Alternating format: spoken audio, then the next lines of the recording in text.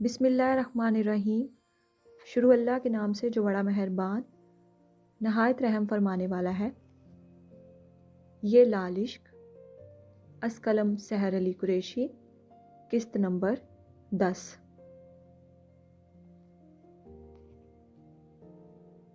The dialed number is powered off. Please try again later. آپ کا ملایا ہوا number فی الحال بند ہے، برائے مہربانی کچھ دیر بعد کوشش کریں۔ وہ بار بار اجالا کو کال کر رہا تھا اور ہر بار یہ جملہ سننے کو ملتا، پچھلے ایک ہفتے سے وہ دیوانہ ہوا پھر رہا تھا، مگر چین تھا کہ کسی صورت نہیں آ رہا تھا۔ کہاں چلی گئی تھی وہ؟ زمین کھا گئی تھی یا آسمان نگل گیا تھا اسے؟ وہ کیوں اسے ڈھونڈ نہیں پا رہا تھا؟ وہ کہاں چوک رہا تھا؟ اس کی سمجھ سے بالا تر تھا۔ معراج نے بے چین دل کے ساتھ ارد گرد دیکھا، آنکھوں میں تیش بھرنے لگا تھا۔ مٹھی میں دبوچے فون کو وہ زور سے دیوار میں مار کر چکنا چور کر دینا چاہتا تھا، مگر نہ جانے کس احساس کے تحت اس نے ایسا نہیں کیا۔ اس وقت وہ شہر میں موجود اپنے فارم ہاؤس میں اکیلا تھا، اور اس کے علاوہ 2 ملازم جو فارم ہاؤس کی دیکھ بھال کرتے تھے اپنی انیکسی میں تھے۔ فارم ہاؤس کے باہر 2 گارڈز تعینات تھے، سیاہ وردیاں پہنے اپنی ڈیوٹی سر انجام دے رہے تھے۔ اس کمرے میں ہر طرف شراب ہی شراب تھی۔ بائیں طرف لکڑی کی الماری میں میوزک سسٹم نصب تھا، جس میں دھیمی آواز میں قوالی لگی ہوئی تھی۔ معراج نے رینک سے ایک شراب کی بوتل نکالی اور منہ سے لگاتے گٹا گٹ پینے لگا۔ 40% حصہ ایک ہی سانس میں ختم کرتے دھیمے قدم اٹھاتا وہ میوزک سسٹم کی طرف آیا، اور اس کے ٹائر نما والیوم بٹن کو دائیں طرف ہلکا سا گھماتے اس نے آواز اونچی کی، اور اس کے ساتھ ہی نصرت فتح علی خان کی آواز اس کی سماعت سے ٹکرانے لگی تھی۔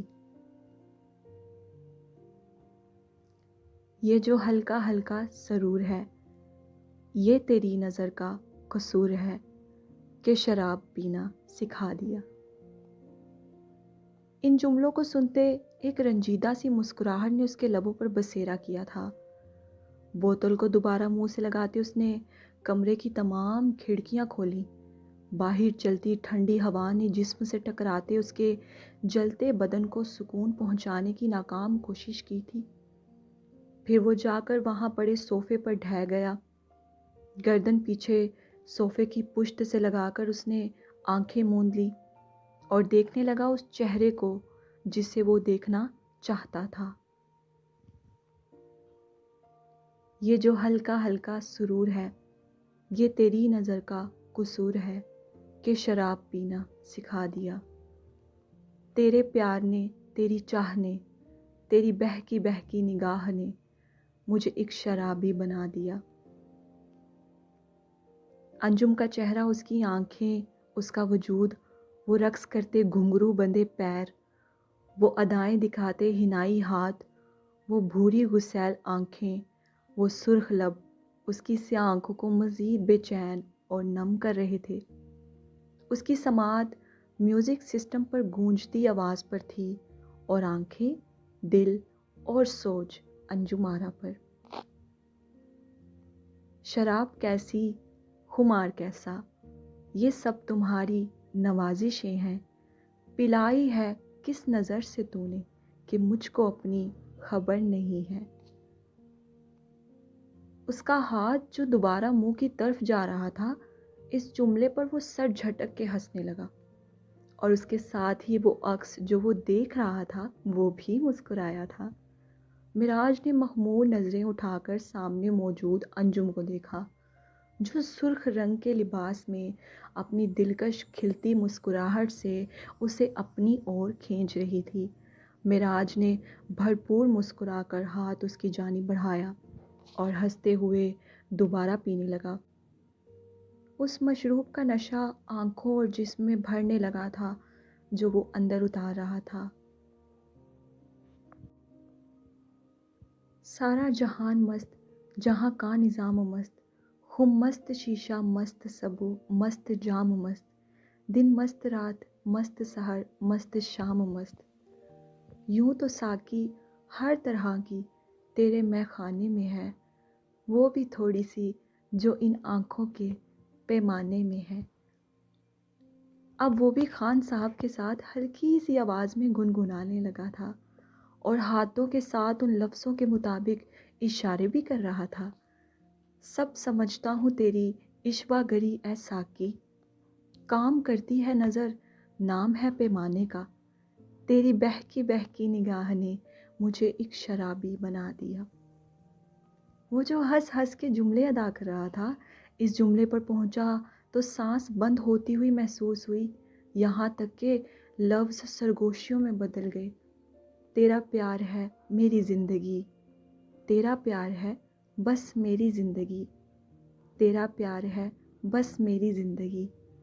اور آنکھوں کے کناروں سے آنسو بل بل بہتے کن پٹی میں جذب ہونے لگے تھے، اور وہ پھر پھڑ پھڑاتے لبوں کے ساتھ کہہ رہا تھا، نہ نماز آتی ہے مجھ کو نہ وضو آتا ہے، سجدہ کر لیتا ہوں جب سامنے تو آتا ہے، بس میری زندگی، تیرا پیار ہے بس میری زندگی، تیری یاد ہے میری بندگی، جو تیری خوشی وہ میری خوشی، یہ میرے جنوں کا ہے معجزہ، جہاں اپنے سر کو جھکا دیا وہاں میں نے کعبہ بنا دیا۔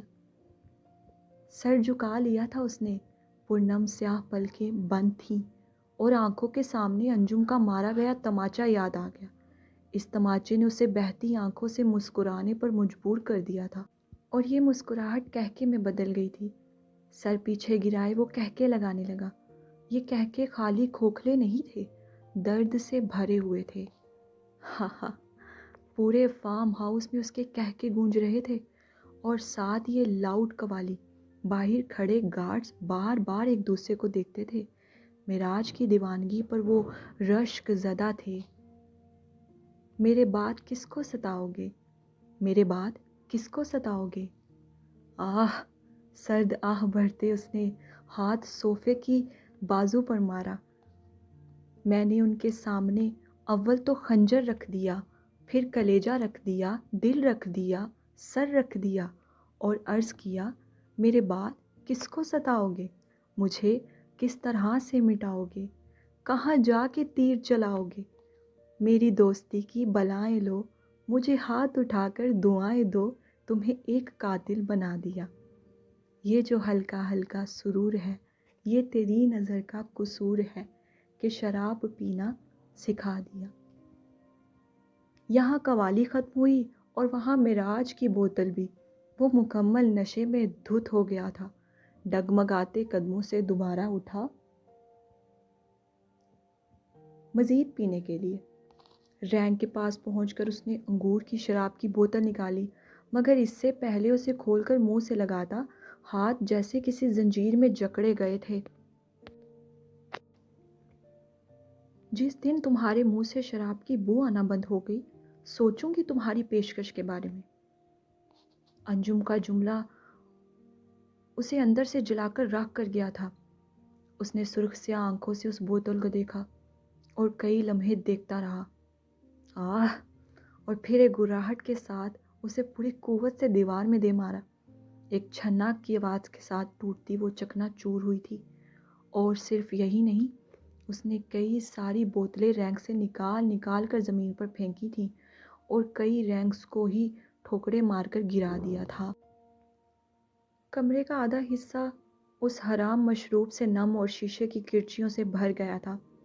پھر وہ وہیں گھٹنوں کے بل بیٹھتا اپنی کن پٹی پر ہاتھ کی مٹھی بنا کر مارنے لگا کہ اچانک دل کے مقام سے ایک ٹیس اٹھی تھی جو بازو تک سفر کرتی اسے کڑلانے پر مجبور کر گئی تھی۔ دل کے مقام کو سینے سے مسلتا وہ اٹھا جب تیز بجتے فون نے اسے اپنی جانب متوجہ کیا تھا۔ پلکیں زور سے جھپک جھپک کر کھولتا وہ آہستہ آہستہ قدم اٹھاتا صوفے کے پاس میز پر پہنچا۔ نیواں آنکھوں سے اس نے بجتا ہوا فون اٹھایا۔ اسکرین پر چمکتے نمبر کو وہ دھندلائی آنکھوں سے دیکھ نہ سکا تھا، لہٰذا ریسیو کرتے اس نے کان کے ساتھ لگایا۔ دوسرا ہاتھ ابھی بھی دل پہ تھا، جہاں اسے ہلکا ہلکا درد محسوس ہو رہا تھا۔ ہیلو، صوفے پر بیٹھتے اس کی بھاری آواز ریسیور میں گونجی۔ آدھے منٹ کا کھیل تھا، محض آدھے منٹ کا، اور معراج کی دنیا پل میں گہرے طوفان کا شکار ہوئی تھی۔ اجالا، پیشانی پر بر لیے اس نے جبڑے بھینچ کر زیر لب کہا، اور بمشکل سیدھا ہو کر بیٹھا۔ دوسری طرف کہے جانے والے الفاظوں نے اسے سمندر میں غوطہ زن کیا تھا۔ اسے لگا کسی نے اسے گہرے سمندر میں پھینک دیا ہے، وہ بھی اس سمے جب وہ تیراکی نہیں جانتا۔ معراج کو اپنا سانس رکتا ہوا محسوس ہوا۔ اجالا کے الفاظ اسے کانٹوں کی چھال پر گھسیٹ لائے تھے۔ وہ تیزی سے صوفے سے اٹھا تھا اور نشے کے باعث لڑکھڑا کر گرتا کہ صوفے کی پشت تھام گیا۔ مان، اس نے گررا کر کہا، کہاں سے بول رہی ہو تم؟ مجھے ابھی اپنا پتہ بتاؤ۔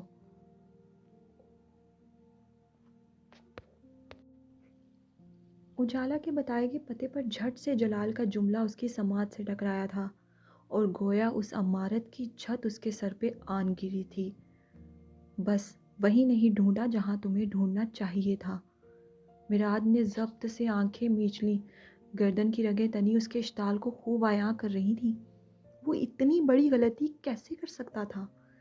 تیزی سے آنکھیں کھولتا وہ اٹھا اور باہر کی طرف دوڑا۔ نشہ اس قدر تھا کہ وہ بار بار لڑکھڑا رہا تھا۔ فارم ہاؤس سے باہر آتے وہ راہداری میں کھڑی اپنی گاڑی میں سوار ہوا۔ اچانک اسے آتے دیکھ گارڈز متعجب ہوئے تھے۔ گیٹ کھولو، کھڑکی سے چہرہ باہر نکالتے اس نے بلند آواز میں کہا۔ اندر موجود گارڈز، جس نے گیٹ کھولنا تھا، وہ بجائے اس کے حکم کی تعمیل کرنے کے معراج کی گاڑی کے پاس آیا اور جھجکتے ہوئے بولا، سائیں آپ نشے میں ہیں، میں نے کہا دروازہ کھولو۔ وہ دھاڑا تھا۔ اس نے گردن موڑ کے باہر موجود گارڈز کو دیکھا، جو چھوٹے سے جنگلے سے اسے ہی دیکھ رہا تھا۔ اس نے اپنی آنکھوں سے گیٹ کھول دینے کا اشارہ کیا۔ مان، معراج دوبارہ اس پر گرجا تھا۔ سنا نہیں تم نے؟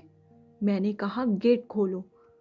گارڈز نے جا کر گیٹ کھول دیا، اور اس کے ساتھ ہی معراج کی گاڑی طوفان کی طرح فارم ہاؤس سے نکلی تھی۔ باہر کھڑا گارڈ اندر آیا۔ تم سائیں کے پیچھے جاؤ، خدا نخواستہ کوئی حادثہ نہ ہو جائے، وہ بہت زیادہ نشے میں ہے۔ دوسرا گارڈ سر ہلاتا ہوا دوسری گاڑی میں سوار ہوا اور فوراً معراج کے پیچھے نکلا۔ پہلے والے نے واپس گیٹ بند کیا اور دل ہی دل میں اس کی سلامتی کی دعا کرنے لگا۔ ان کے گھر کو پہلے ہی بہت نظر لگ چکی تھی، مزید کوئی نقصان ہوتا وہ دیکھنا نہیں چاہتے تھے۔ 1 گھنٹہ پہلے۔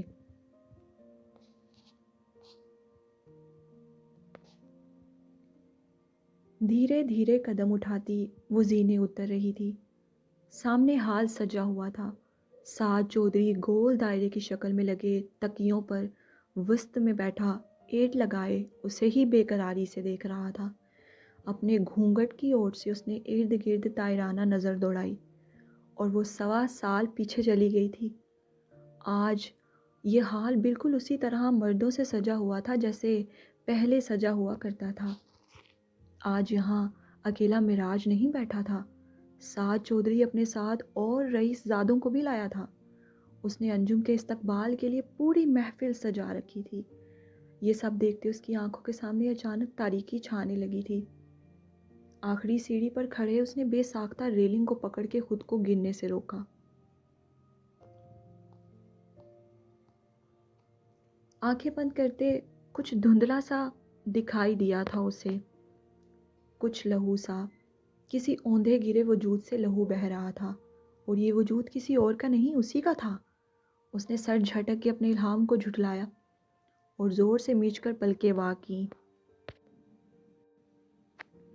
یہاں آخری سیڑھی سے اس نے حال میں قدم رکھا تھا، اور وہاں سامنے موجود سعد چودھری سیدھا ہو کر بیٹھ گیا تھا۔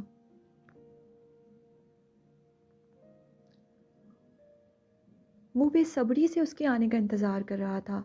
انجم کے حال میں قدم رکھتے ہی اس نے وہیں سے ایک نیلے نوٹوں کی گٹی اس پر اچھالی تھی۔ تمام نوٹ ہوا میں بکھر کر اس کے وجود پر گرنے لگے تھے۔ پیسوں کی یہ بارش اسے اپنے وجود پر انگاروں کی بارش کے مترادف معلوم ہو رہی تھی۔ یا اس پتھروں کیسے می کی جو پہلی امتوں پر اللہ تعالیٰ نے عذاب کے طور پر نازل کیے تھے۔ اسے لگ رہا تھا وہ بھی انہی لوگوں میں شامل ہو گئی ہے اور اب عذاب الہی نازل ہونے والا ہے۔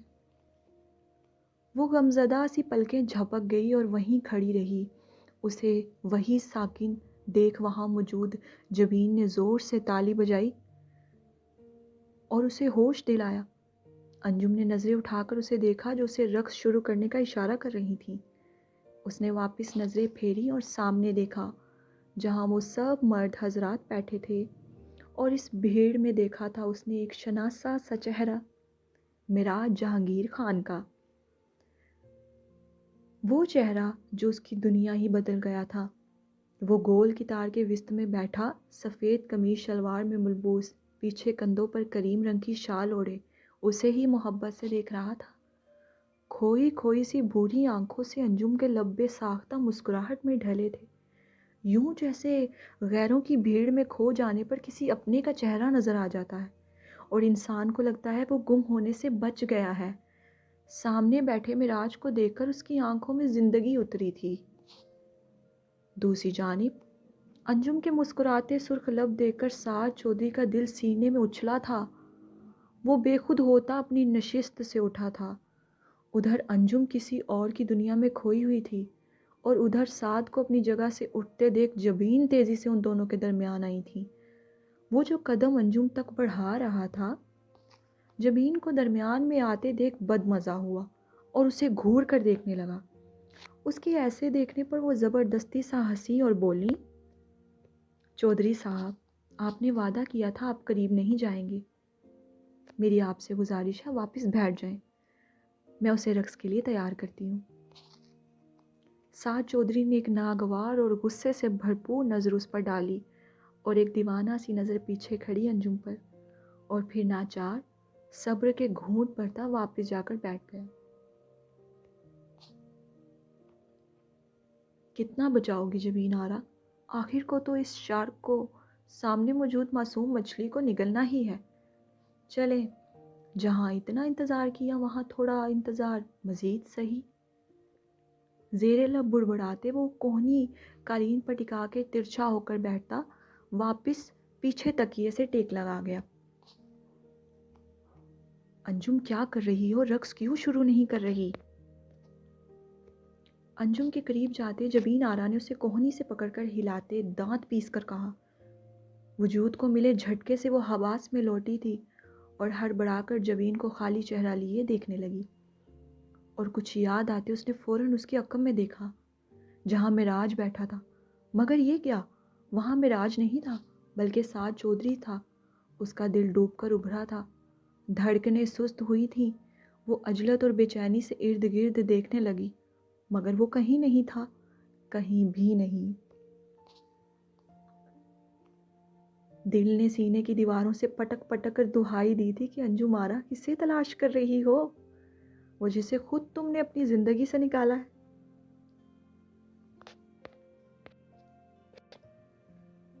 جبین آرا اس کی عجیب حرکات سے بس حیران ہوتی اسے دیکھ رہی تھیں۔ دوسری جانب جب انجم کو یقین آ گیا اور وہ حقیقت میں لوٹ آئی کہ یہ محض جاگتی آنکھوں سے دیکھا گیا ایک خواب ہے، تو لب کچلتی وہ گہرا سانس لے گئی۔ رقص شروع کرو، آخری بار کہتے جبین واپس جا کر اپنی جگہ پر بیٹھ گئی تو خواب تمام ہوا تھا اور انجم نے دل پر پتھر رکھ کے رقص شروع کر دیا۔ وہ سنگ ہوئے دل کے ساتھ رقص کر رہی تھی اور سب رئیس زادے وہاں اس پر نوٹوں کی بارش کر رہے تھے۔ جبین آرا کے اس حال کو ان وڈیروں نے ڈالرز اور 5,000 کے نوٹوں سے بھر دیا تھا۔ دوسری طرف آنسو انجم کی آنکھوں سے تواتر بہہ رہے تھے۔ اسے لگ رہا تھا جسم پر بھی انگارے گر رہے ہیں اور پیروں تلے بھی انگارے ہیں، گویا وہ ان پیسوں پر نہیں انگاروں پر ناچ رہی ہے۔ مراج آتا تھا، اس کا رقص بھی دیکھتا تھا، مگر آج تک اس نے اس پر پیسے نہیں پھینکے تھے۔ مگر آج ان سب مردوں نے اسے یہ یاد دہانی کروا دی تھی کہ وہ ایک ناچنے والی ہے، اور ثابت کر دیا تھا کہ یہی اس کی اصل اوقات ہے۔ وہ بنا رکے طبلے کی تال پر رقص کر رہی تھی، بہت تیز، यहाँ तक कि चंद घुंघरू टूटकर गिरने लगे। कभी औंधा गिरा खून में लथपथ वजूद नजर आता, तो कभी मिराज का चेहरा, और कभी ये सारे खबासत भरे चेहरे। वो चाहती थी वो यहीं मर जाए, ताकि ये अजाब उसकी ज़िंदगी से टल जाए और वो दोबारा कभी उन गैर मर्दों के आगे नाच कर अपने रब की नाफरमानी ना कर पाए। अगर मुझे दोबारा जन्म मिला तो मैं एक शरीफ ख़ानदान में पैदा होना चाहती हूँ। मुझे अगली ज़िंदगी में रकासा नहीं बनना या अल्लाह। उसने ज़ेरे लब अपने परवरदिगार से फ़रियाद की थी। फिर एकदम उसकी आंखों के सामने मुकम्मल तारीकी छाई और वो इल्हाम दोबारा होने लगा, और इस बार आंखों के आगे छाए इस अंधेरे के बाइस वो अपने पैरों पर खड़ी नहीं रह सकी थी। यूं ही लहराती वो गिरी थी, मगर इससे पहले गिरती साद चौधरी ने उसे बाजों में थाम लिया था। वो नीम व आंखें लिए उसकी बाहों में जा गिरी और वो उसे छूकर अमर हो गया था। उसने एक शैतानी मुस्कुराहट और सुकून से आंखें बंद करके खोलते अपनी बाहों में अंजुम आरा को देखा। ज़हे नसीब, और ज़ेरे लब कहता उसे सीधा कर गया, मगर हनोस पकड़े रखा ताकि वो गिर न जाए। अपनी कमर के गिर्द हाइल गैर बाजुओं का लम्स महसूस करते अंजुम ने ज़ोर से पलकें मीचकर आंखें खोलने की कोशिश की, और आंखें खोलते ही उसने अपने सामने बिल्कुल करीब शराब की बू और साद चौधरी का चेहरा देखा था। वो मछली की तरह उसकी आगोश में मछली और झटके से उसे खुद से परे धकेल गई। उसकी लगाई गई कुव्वत पर साद चौधरी गिरते गिरते बचा था। उसने नागवारी से अंजुम को देखा। जबीन दौड़ती उन तक आई। गुस्ताख, वो गुर्राया, मगर उसके साथ ही खबासत से हंसा भी, जैसे उसने उसकी ये गुस्ताखी माफ कर दी हो। फिर कदम कदम चलता वो उसके करीब आया और बोला, 25 लाख दिए हैं तुम्हारा रक्स देखने के लिए। इतना नखरा करना तो बनता है तुम्हारा, मगर ज़रा ये घूंघट हटाकर अपना हसीन चेहरा तो दिखाओ। आखिर को इतना हक तो हमारा भी बनता है। सोचना भी मत। उंगली उठाकर तंबीह करती वो बिफरी। उसकी इस अदा पर वो निसार हुआ था।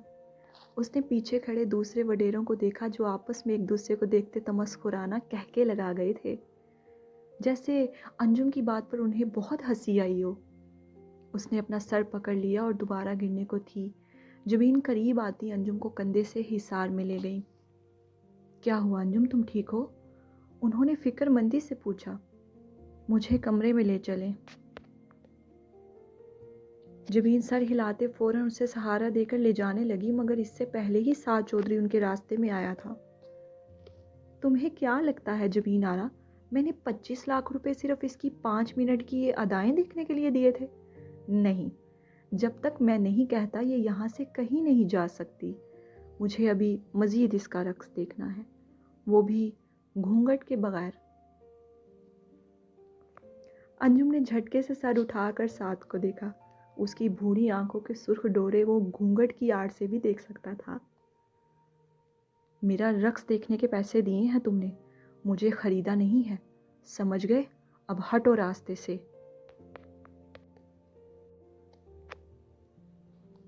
उसकी करख्त आवाज पर उस हाल में खामोशी सी छा गई। साद चौधरी ने अबरोर चुकाकर उसकी हिम्मत को दाद दी और कहा, अरे वाह, तवाइफों में इतनी जुर्रत कहाँ से आ गई? मैंने तो आज तक नहीं देखा। अब देख लिया ना, तो रास्ता साफ करो, इससे पहले मेरा सब्र जवाब दे जाए। ओ हा हा हा हा। अंजुम के बिफरे से अंदाज पर वो कहका लगा गया, जैसे उसे मजा आ रहा था उसे सताकर, और आगे बढ़ के उसकी कलाई थामता कि वो दोबारा उसे सीने पर हाथ मार के पीछे धकेल गई थी, और इस बार वो डिसबैलेंस होता पीछे जा गिरा। मुझे छूने की कोशिश भी मत करना, वरना मैं तुम्हारे हाथ काट दूंगी। अंजुम चीखी थी उस पे, और यहीं साद चौधरी अपनी असल हकीकत में वापस लौटा था। वो यही तो चाहता था, बस एक मौका, और फिर वो उसकी धज्जियां उड़ा दे। सरदार साईं, आप ठीक हैं? एक आदमी करीब आता उसे सहारा देने लगा, मगर हाथ के इशारे से उसे रोकते वो खुद उठा اور سرد چال چلتا قریب آتا کہ جبین فوراً انجم کے سامنے ہوئی۔ انجم معافی مانگو چودھری صاحب سے فوراً، اسے آنکھیں دکھا کر کہتے وہ اب اس کی جانب پلٹی۔ میں معافی چاہتی ہوں چودھری صاحب، اس کی طبیعت کچھ ٹھیک نہیں ہے، آپ پھر کبھی دوبارہ اس کا رقص دیکھ سکتے ہیں، ابھی اسے جانے دیں۔ میں دوبارہ اس گھٹیا انسان کے سامنے نہیں ناچوں گی۔ دوسری طرف انجم نے حتمی انداز میں اپنا فیصلہ سنایا تھا۔ اس کا ہر جملہ سعد چودھری کو للکار رہا تھا اور اس لفظ گھٹیا نے اس کی مردانگی پر وار کیا تھا۔ وہ آگ بگولا ہوتا جبین کو پیچھے دھکیل کر انجم تک پہنچا اور محض 1 سیکنڈ میں اس کو گردن سے دبوچ کر پیچھے گھسیٹتا لے جانے لگا۔ وہ پیچھے چیزوں سے ٹکراتی دیوار کے ساتھ جا لگی۔ رقص تو تمہارے اچھے بھی کریں گے، تم نے سعد چودھری کو ہلکے میں لے لیا ہے۔ زبان دراز عورتوں سے مجھے کتنی نفرت ہے تم جانتی نہیں ہو۔ اپنے کیے کی معافی مانگ لو، اس سے پہلے میں تمہاری کھال کھینچ لوں۔ آخری جملہ اس نے دھاڑ کر کہا تھا۔ انجم نے پوری قوت سے اسے خود سے پرے دھکیلا اور بری طرح کھانستے ایک زوردار تماچا اس کے بھی منہ پر دے مارا۔ یہ لو معافی، وہ چیخی۔ جبین آرا سینہ پیٹ کے رہ گئی تھی۔ دوسری جانب سعد چودھری نے تصور بھی نہیں کیا تھا اسے سب کے سامنے تماچا کھانا پڑے گا، اور پھر اس نے بھی وہی کیا جو وہ سوچ کے آیا تھا۔ اس کا بھی ہاتھ اٹھا تھا اور انجم کو زمین بوس کر گیا تھا، جبکہ وہ اس تماچے کی تاب نہ لا پائی تھی، یہاں تک کہ بایاں کان سنسنا اٹھا تھا جیسے وہ قوت سماعت سے محروم ہو گیا ہو، اور تپش پورے چہرے میں گھلتی آنکھوں کے آگے کے منظر کو تاریک کر گئی۔ اس کے ناک اور منہ سے خون کی لکیر نکلی تھی۔ جبین آرا طرف کے آگے بڑھی، مگر سعد چودھری کے آدمی اسے دبوچ چکے تھے۔ اپنے کمرے سے یہ منظر دیکھتی اجالا بھی تیزی سے نکل کر باہر آئی تھی۔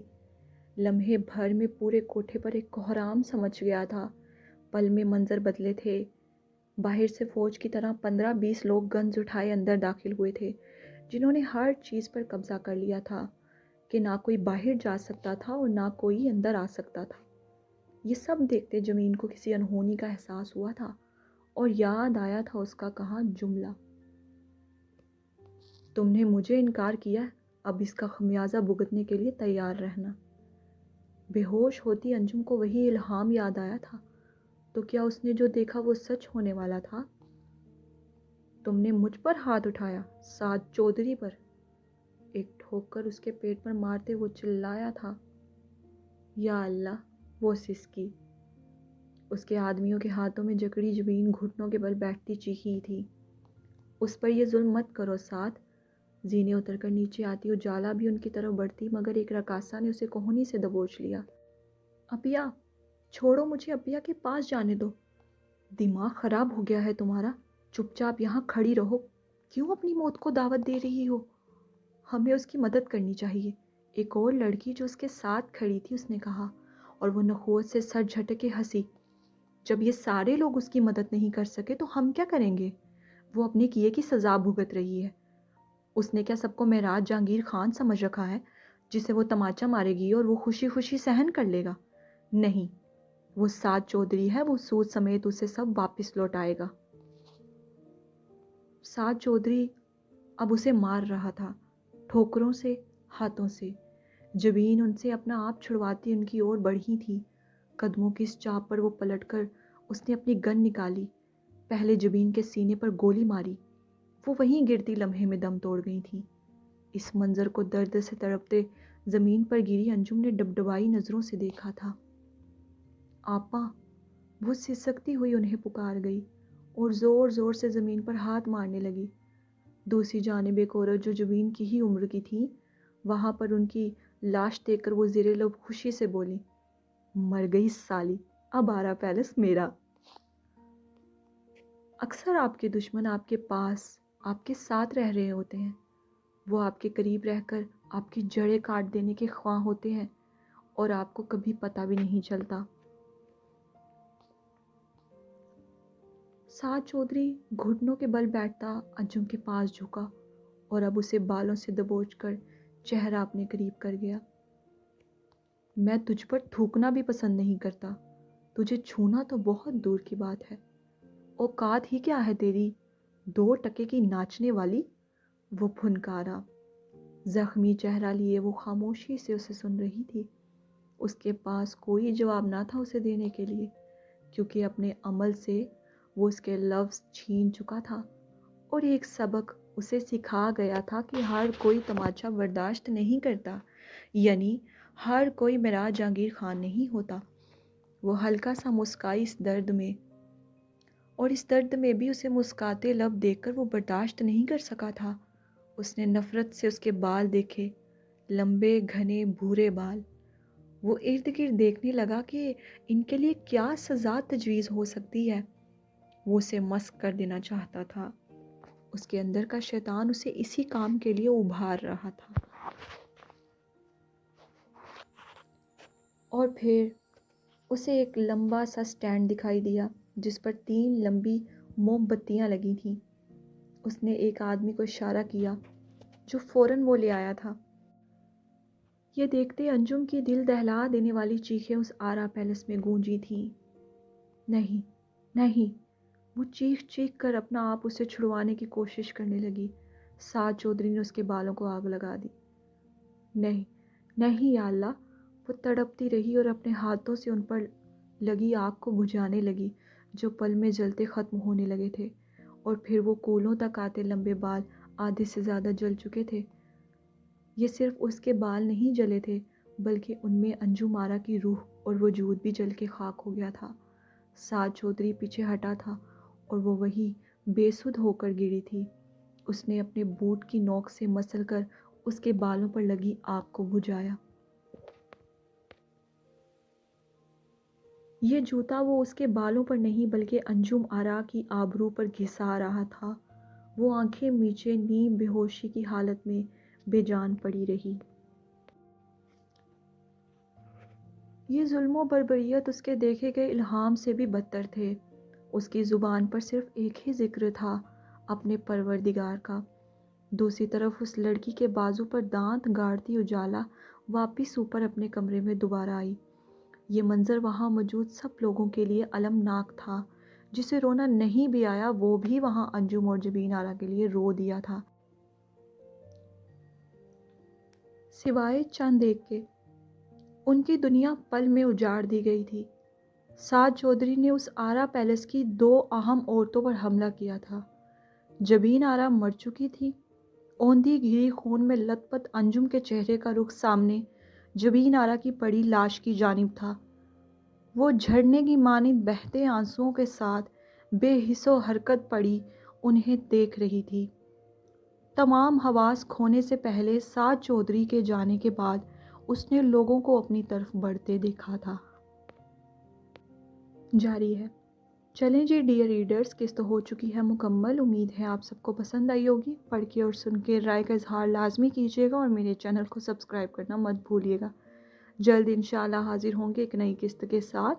مجھے دے اجازت۔ اللہ حافظ۔